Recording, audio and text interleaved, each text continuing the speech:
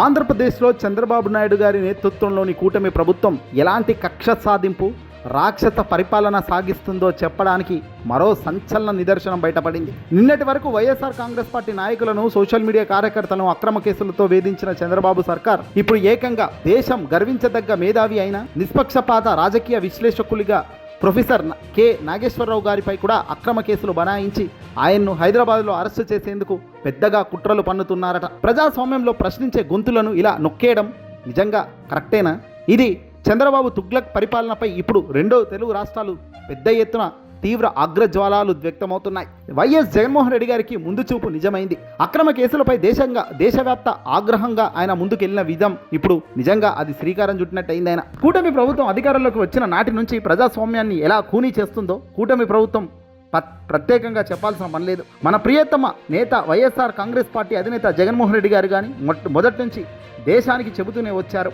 Hello India, గమనిస్తున్నారా ఆంధ్రప్రదేశ్ను అంటూ తాను ఎప్పటికప్పుడు లేఖలు విడుదల చేస్తూనే ఉన్నారు. తాజాగా ప్రొఫెసర్ నాగేశ్వరరావు గారిపై అక్రమ కేసు పెట్టడాన్ని జగన్ చాలా తీవ్రంగా ఆగ్రహం ఇస్తున్నారు. అత్యంత వేగంగా స్పందించి తీవ్రంగా ఖండించారు కూడా. ఒక ముఖ్యమంత్రిగా 5 ఏళ్లు అద్భుత పరిపాలన అందించి జగన్మోహన్ రెడ్డి గారు ఎప్పుడు ఇలాంటి కక్ష సాధింపు రాజకీయాలకు పాల్పడలేదు. నాడు ప్రతిపక్షాలు, అనుకూల మీడియా ఎంత విషయం కక్కినా జగన్ గారు ప్రజాస్వామ్యబద్ధంగా భావ ప్రకటన స్వేచ్ఛను గౌరవిస్తూనే ముందుకు సాగారు. కానీ నేడు చంద్రబాబు మాత్రం తనకు నచ్చిన విశ్లేషణలు చేస్తేనే మేధావులను సైతం జైల్లో పెట్టాలని చూస్తున్నారు. చంద్రబాబు అహంకార వైఖరిని జగన్ గారు ఎండగడుతున్న తీరు ఇటు నేషనల్ మీడియాతో పాటు దేశవ్యాప్తంగా ఉన్న ప్రజాస్వామ్యవాదులంతా ఇప్పుడు వైసీపీకి స్టాండ్గా, మద్దతుగా నిలిచే ప్రయత్నం చేస్తున్నారు.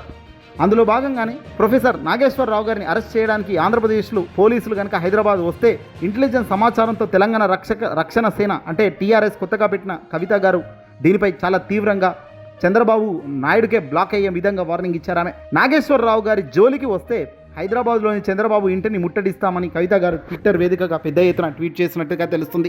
చూసారా, చంద్రబాబు కక్ష సాధింపు రాజకీయం వల్ల ఆంధ్రప్రదేశ్ ప్రతిష్టాత్మక వాల్యూ దెబ్బతినడమే కాదు, దిగజారిపోతుంది కూడా. ఒక విశ్లేషకుడి తన అభిప్రాయం చెబితే కులాల మధ్య చిచ్చు పెడతాడా?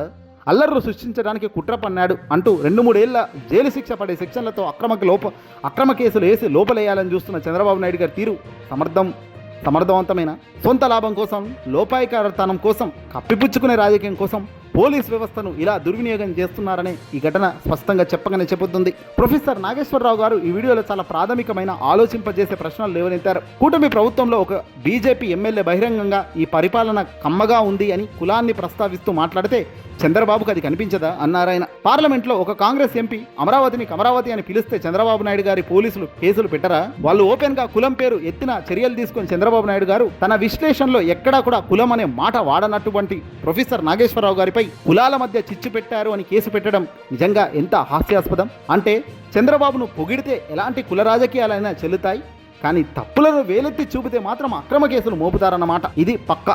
చంద్రబాబు అనుకూల మీడియా, సోషల్ మీడియా సైన్యం ప్రొఫెసర్ నాగేశ్వరరావు గారిని ఎదుర్కోలేక చివరకు ప్రాంతీయ విద్వేషాలను రెచ్చగొట్టే ప్రయత్నం చేస్తుంది. తెలంగాణ వాడికి ఆంధ్రప్రదేశ్ రాజకీయాలతో అసలు ఏం పని అంటూ టీడీపీ నేతలు చేసిన చౌకబారు విమర్శలే ఇవాళ తెలంగాణ సెంటిమెంట్ను మళ్ళీ గెలికే ప్రయత్నం అవుతుంది. రాజకీయ ప్రయోజనాల కోసం 2 తెలుగు రాష్ట్రాల ప్రజల మధ్య, ప్రాంతాల మధ్య గొడవలు పెట్టడానికి కూడా చంద్రబాబు ఏ పొద్దు వెనకాడు వెయ్యరనేది ప్రొఫెసర్ నాగేశ్వరరావు గారి మాటల ద్వారా స్పష్టమవుతుంది. కానీ వైఎస్ఆర్ కాంగ్రెస్ పార్టీ మొదటి నుంచి 2 ప్రాంతాల తెలుగు ప్రజల మధ్య సఖ్యతను, గౌరవాన్ని కాపాడుతూ వచ్చింది. జగన్మోహన్ రెడ్డి గారి హయాంలో తెలంగాణ ప్రభుత్వంతో ఎలాంటి సత్సంబంధాలు ఉండేవో రాష్ట్ర ప్రజలు అందరికీ తెలిసిందే. చంద్రబాబు మాత్రం మళ్ళీ పాత విద్వేషాలను రెచ్చగొట్టే ప్రయత్నంలో ఆయన సిద్ధంగా ముందుకెళ్తున్నారు. తాజాగా ఈ కేసుతో చంద్రబాబు కూటమి ప్రభుత్వం పతనానికి తానే స్వయంగా పునాది వేసుకున్నట్టు అవుతుంది. CPM, CPI, Congress party Sharmila గారు, అటు తెలంగాణలోని బీఆర్ఎస్, బీజేపీ నేతలు మురళీధర్ రావు లాంటి వారు కూడా దేశంలోని మేధావులంతా చంద్రబాబు అప్రజాస్వామిక వైఖరిని చాలా తీవ్రంగా ఎండగడుతున్నారు, తప్పుపడుతున్నారు. అధికార బలం, పచ్చ మీడియా అండ, సోషల్ మీడియా సైన్యం చూసుకొని చంద్రబాబు ఎంత రెచ్చిపోయినా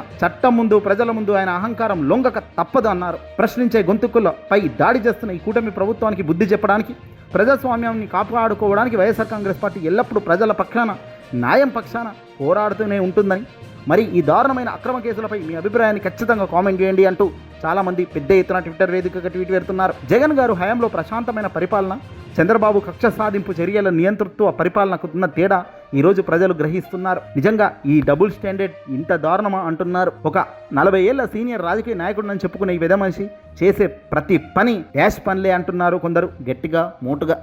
ఏదేమైనా ఆ తరహా బూతులకు మేము పోము, కానీ మేము చట్టబద్ధంగా న్యాయబద్ధంగా విమర్శించే స్థాయిలోపే విమర్శిస్తుంటాం. ఎందుకంటే ఇలాంటి వ్యక్తులను, ఇలాంటి వ్యవస్థలను ఎంత విమర్శించినా అది ఉత్తదే, తక్కువే. ఈ వీడియోని అసలు కొట్టి షేర్ చేయండి.